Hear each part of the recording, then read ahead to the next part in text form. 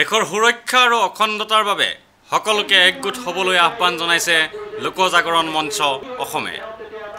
বিগত ৩ সপ্তাহ জুৰি সাম্ৰাজ্যবাদী চীনে ভাৰতৰ ১৯ কিলোমিটাৰ ভিতৰলৈ সেনা চাউনি পতাৰ তীব্ৰ বিৰোধিতা কৰিছে লোকজাগৰণ মঞ্চই।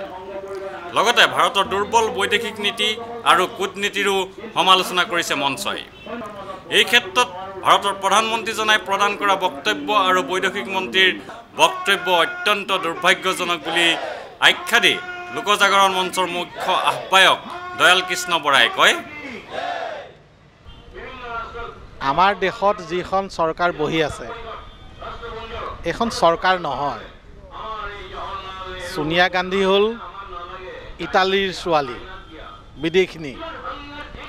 গতিকে বিদেশিনীৰ কাৰণে আমাৰ দেশ সুৰক্ষা এই চিন্তাটো নাই।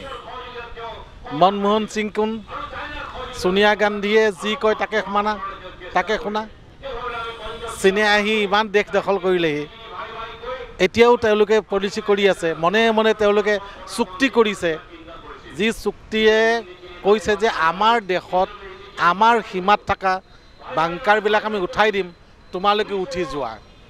চীনৰ কিন্তু বাংকাৰ উঠোৱা কথা অহা নাই, গোপনে চুক্তি কৰিছে। আজি আৰু ডাঙৰ কথা, চীনে ইতিমধ্যে নেপাল এক প্ৰকাৰে দখল কৰিছে। উত্তৰ প্ৰদেশ বিহাৰৰ সীমালৈকে চীনৰ স্কুল আৰম্ভ হৈছে। সেইফালে সেইটো চাইডে আহিছে। ইফালে আমাৰ অৰুণাচলৰ কথা তেওঁলোকে কৈ আছে। শেহতীয়াকৈ গহপুৰৰ কথাও কৈছে। গহপুৰখনো বোলে তেওঁলোকৰে, অৰ্থাৎ তেজপুৰ জিলাখনো তেওঁলোকৰে। কেমেৰা পাৰ্চন সুশান্ত দাসৰ সৈতে অমৰদীপ গগৈ, চেণ্টিনেল নিউজ, গুৱাহাটী।